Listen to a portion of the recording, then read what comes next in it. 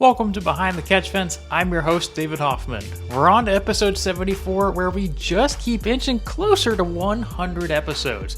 Be sure to let us know who you'd like to see on the monumental 100th episode. It's coming here soon. Now back to today, we have a 7-time USAC Silver Crown champion in Kody Swanson. He's joining us today. Swanson is in pursuit of his record-extending 8th title this year, so we sat down with him to talk about his road to Silver Crown and some of his keys to success.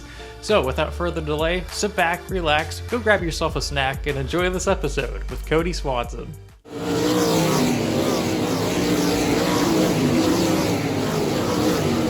Take me back to where it all began for you. Just where did your love for racing begin? Yeah, I say it, I was a race fan first, right? I grew up in the grandstands, watching my dad race everything from super modifieds to late models, on the West Coast, and including some, big events like the Copper World at Phoenix, but a lot, at Madera Speedway and more at the regional level. Just like I said, multiple different divisions and things like that. So, my love for racing was cheering on my dad and enjoying the sport, and eventually got the chance to get started myself. My younger brother and I ended up getting into junior sprints a little bit. I think I was 12 and he was 9, and that kind of started, our way in the sport. It certainly wasn't a career or a plan at that point, right? But it was something that we both really, wanted to do and to try. And we've been playing soccer and baseball and all those types of things too in our little town. But that was, kind of where we got started, and graduated from there into the adult classes of micro sprints. And for me, a big break. My dad was running what they called Grand American Modifieds at that point in time on the pavement, and for a dentist by the name of Keith Williams, who was helping us on our junior sprints too. And so when I turned 16, my dad and Keith kind of made a deal that he would run one more year if I could take over the ride the following. And that was probably my first really big break to get into something new and something beyond what we could control ourselves. And that led into, by the end of that year, into a USAC Western State sprint car. Keith ended up growing with us and getting a sprint car, and a former competitor that my dad raced against was Carl Mott, that had an engine that he loaned us to run. And so it was really a community start for me to get into sprint car racing in the open wheel world, and it's kind of where it grew from there. Ran the West Coast. The USAC divisions had a Western State series at that point in time, ran sprint cars, and got a chance to run for Rick Gearhart and the Western Speed team in their midget. That was another big break. They kind of led me to Steve Lewis and a chance to run midgets in the Midwest, and that's what started getting me back here in those different cars. I drove my first sprint car nationally for Dick Myers and Ram Engineering in early 2006, and it kind of snowballed from there. And obviously, I found my love, my home in the Silver Crown series, and got my first chance to run in that with Team 6R Racing. My rookie year in 2009, and has been a real blast to drive for some great teams all throughout a career here in USAC open wheel racing. And throughout all that process, obviously you're doing sprints, midgets, Silver Crown. Just for you, what kind of made a Silver Crown stick for you when you got into that series? Yeah, I felt like I was competitive in sprint cars and midgets, and had won a Western States title in the sprint cars, and had been really fast in a lot of midget races. But one of the things I remember a veteran, Jason McCord, sharing with me, when I got into Silver Crown, is he shared the reasons why he loved it was it had so much of had the same had speed like sprint cars did, and momentum mattered like it did in the midgets. And he said, but the biggest thing is you get to race longer. Instead of being 30 laps, some of these things are 100 miles, right? And so I love that part about it. I love that you're never really out of it. If someone's got a really good car early in a sprint car midget race, you may never see them again, right? Because they'll take off and be gone. But in a Silver Crown race over the course of 100 laps, or like I said, even 100 miles, maybe they come back to you. Maybe your car gets a little better by the end, and you just get to keep racing for it. So that much I love for sure. And yeah, obviously being someone who's driven in all three like USAC's major categories, just how would you compare those three cars? Because you mentioned obviously Silver Crown, you're doing sometimes 100 miles, 100 laps, whatever it may be. Just yeah, how do those cars compare, and and that kind of thing? Yeah, I mean, there's nothing that really matches the raw acceleration and power of a sprint car, right? Bigger engine, light car. There's nothing really quite like that in terms of like sheer acceleration and what they can do. Um, Silver Crown wise, we have a really high top speed. A lot of the tracks we run are bigger. We have a longer wheelbase, so we're designed to do it. And so, you run at Gateway, a place like that, Worldwide Technology Raceway, and we're hitting 180 miles an hour in these cars. So the sheer speed is really there. The weight, makes the momentum a factor. And when I look at, midgets, they're small and nimble and quick, but they have the least horsepower of all of them. They also have the least weight, but momentum matters, right? So I love all three of them for each for their own uniqueness, and they're all some of the of all the things I've gotten to drive and been fortunate to drive. Um, they all have more power than grip, which makes them way more fun to drive than almost anything else. I was gonna say you mentioned with more power than grip and all of them. Like, how does that? How do you kind of handle kind of making sure you don't go over the edge, especially in like the Silver Crown car, knowing you're on asphalt most of the time and knowing you're trying to push the limit, but you're also making sure you kind of keep stuff for the end as well. Yeah, I mean it's a tough balance, right? Each lap, right, trying to find what that maximum speed is for the grip you've got. It changes so much throughout a race, and a Silver Crown race in particular, especially early, you can go faster than you should sometimes, right? As far as how much grip you've got in the tire, but how much weight you have, with all the fuel in the tank, that you can end up hurting yourself for later in the race. And among the three different divisions, and whether you're on pavement or dirt, some of that is a confidence and comfortability thing. There's guys that they get on a heater and are running really well in multiple divisions, and they've got the confidence to do it because there is just some of that factor to it. These cars are going fast enough that it's not an easy thing to do, and it's not a wide open every straightaway to the turn in point, right? They're spinning tires, and then you catch grip, and then it goes away. And so trying to manage all that, you're always reacting, responding to what the car and the racetrack will give you. And so it makes it fun to compete. You've mastered it pretty well at Silver Crown. I mean, seven championships going on an eighth here, and most wins all time, poles, everything else. And what do you feel is kind of attributed to your success there? Not only like just at the start of your career, but also being able to keep that and keep the just the sustainability for more than 10 years now. Yeah, I mean, God's blessed me with some great people in my life. Not only my family, but teams I've driven for, right? And so and anyone in racing realizes that it's a team sport, more than maybe it gets credit for. And having a good car goes a long way. And I've been fortunate to have good cars and work with good teams and have great people teach me about the sport. So as teams retired, and I had to find a new home, that I could try to help make us faster from either in the driver's seat or out. And so um I felt like I love the Silver Crown cars and love everything about it, right? And one of the differences is from sprint cars, the precision is really a thing for Silver Crown, and I feel like that's something that's one of my stronger suits. There are guys that do a lot better job than me at sprint cars of when the throttle position matters more than exactly where you end up. I don't do very well, but if you have to hit this one spot for those 6 inches, no matter what you got to do with the pedals to get there, that kind of fits my style a little better. And there's so many Silver Crown races where that precision, pays dividends that I feel like I've been fortunate to enjoy success because of that, or as part of that. And like I said, all along the way, I've been fortunate to be driving, racing with good teams and good people, and to try to make an extended career out of it. And you've had that opportunity to run the little 500, a bunch of times. You've won it three times, I believe.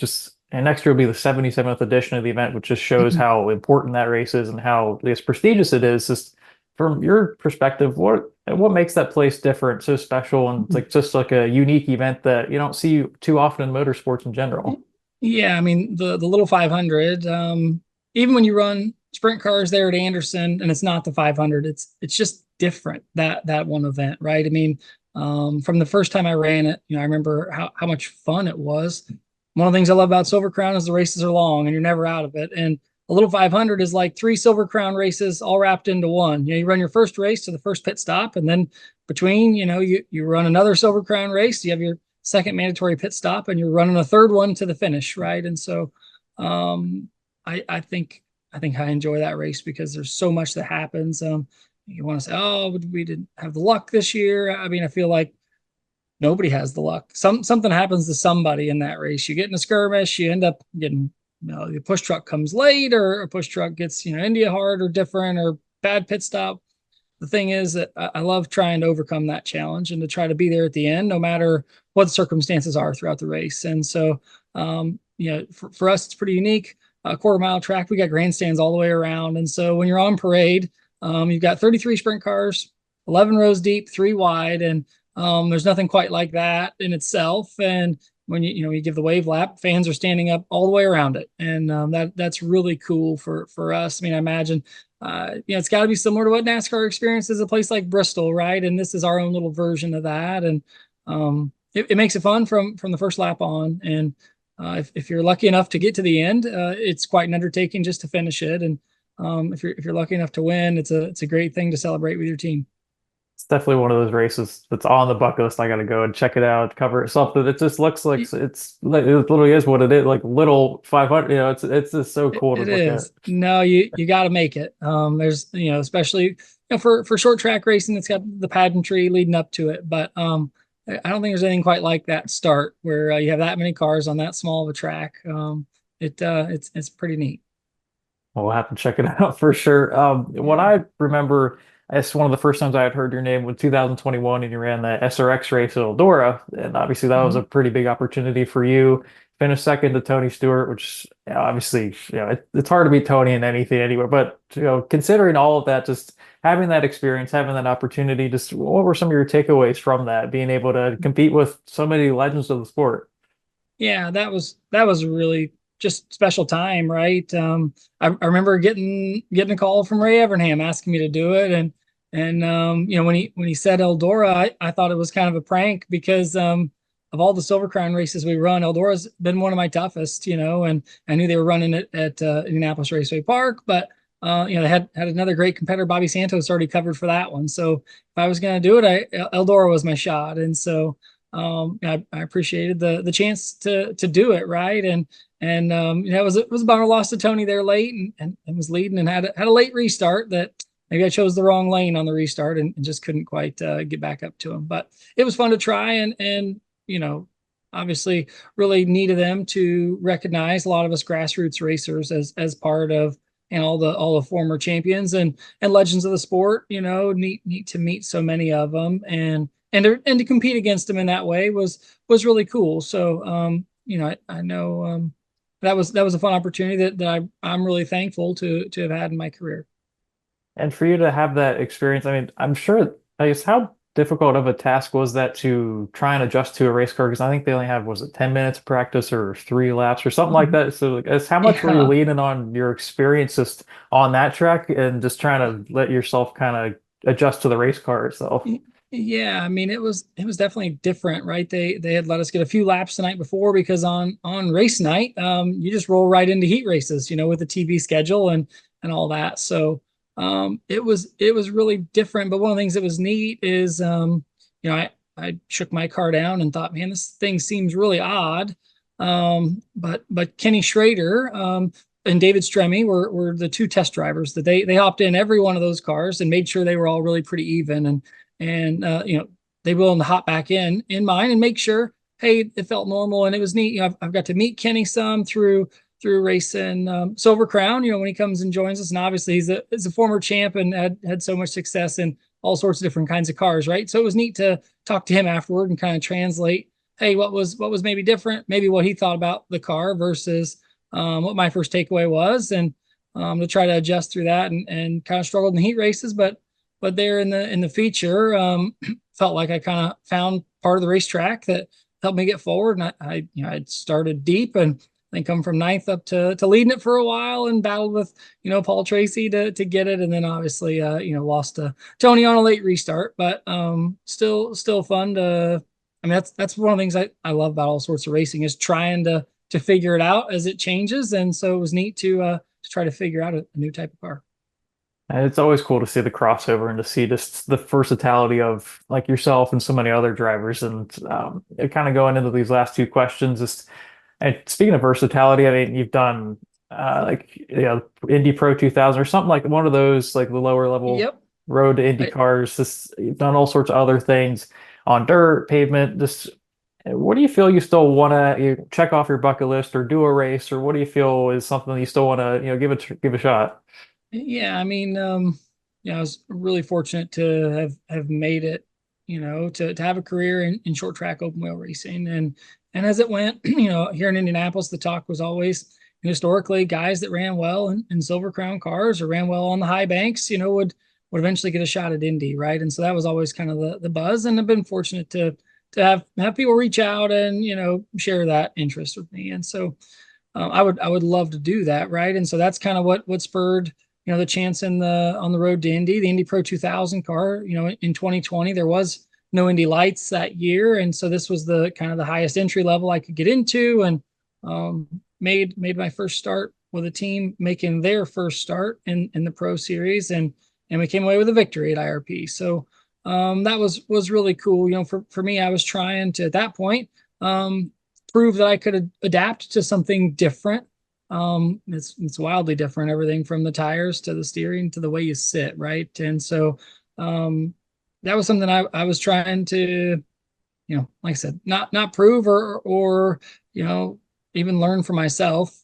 Could I make that type of jump and adapt to that type of car and have the skill set that would help me do it to give me a chance if it ever came up. And I followed that as best I could, but ultimately it led to another stumbling block to have another opportunity to do it. And so one of the things that I've been really blessed with is to have chances to race in the pocket and the type of racing I'm in, versus what it takes to get further up the ladder in those other divisions. And so for me, it gave me a little peace and closure in knowing that I think I could make that type of adaptation, and at least I proved I think I could at that level, and had some success there and got to run, some stock car stuff when the Indy thing didn't really seem to work out. I got a chance to make an ARCA start and didn't really put it all together, but there was parts of it that felt like I was really on too late in the run. Silver Crown wise, tires were wore out and I was coming forward and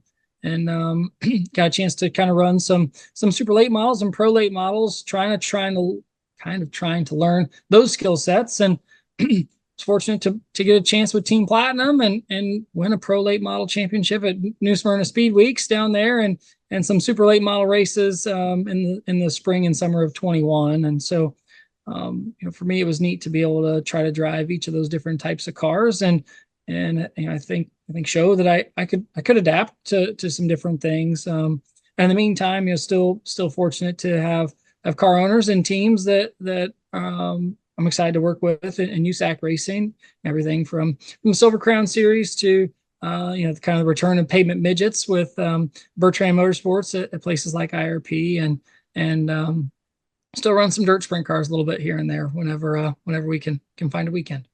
Yeah, final question for me. Looking at the season briefly, obviously, you have a small lead in the points ahead of Justin Grant going into these last few races. How would you assess the season? I think you've got 4 wins on the year and looking to close out an 8th championship in Silver Crown. Yeah, it's been it's been a neat year. I came off an injury through the winter, so it's one that I didn't know if I'd have a chance to race or compete for a title at all. So super grateful for all God did to give me a chance, right? And thankful to be driving for Doran Binks Racing and Mission Foods and everyone that's a part of that team. Put a lot into Silver Crown, this year, and fortunate to feel like, had 4 wins is a good season, and had some that have had some tough nights, and Justin's been running really well lately and really closed the gap. So with 3 races to go, I think we got a 12-point lead, but we might as well be heads up, racing, because like we're gonna have to race for it at each of these places. And Eldora's been one I've struggled at before, but have been working really hard to be better at. But Terre Haute's a place I've won. It's been a while, but I feel like I've run well there. And obviously, always love the chance to run it at Lucas Oil Indianapolis Raceway Park. So, it'd be great to win an 8th title. And but it's not a foregone conclusion in my mind at all. We're totally racing for it all the way. And Justin is a great competitor, and his team is running really well too. So I'm looking forward to the chance to run Silver Crown cars because I love to do it. And there's 3 races that somebody's got to win, and I sure would love it if it was us. And if it all if it was, then the season would take care of itself. Well, regardless, you got arguably the best looking car out there, Mission Foods. I love that paint ski. That was one of the coolest things I remember seeing at the beginning of the year, or last year. I think you started that sponsorship. That was great. That was fantastic to have them on board, I'm sure.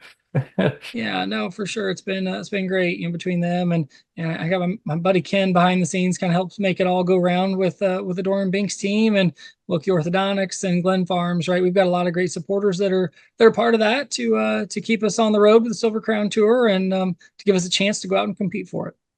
Well, Kody, I appreciate you taking the time. Good luck the rest of the year. Hopefully it turns in your favor. And thanks for joining the show.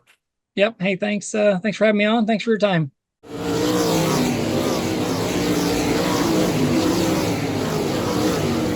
Thanks for watching our exclusive interview with Kody Swanson. It's just crazy to me how much longevity Swanson's had at the Silver Crown level. I mean, in an era where the competition is as tight as ever, and then equipment's closer than ever, it just makes Swanson's legendary run even more impressive.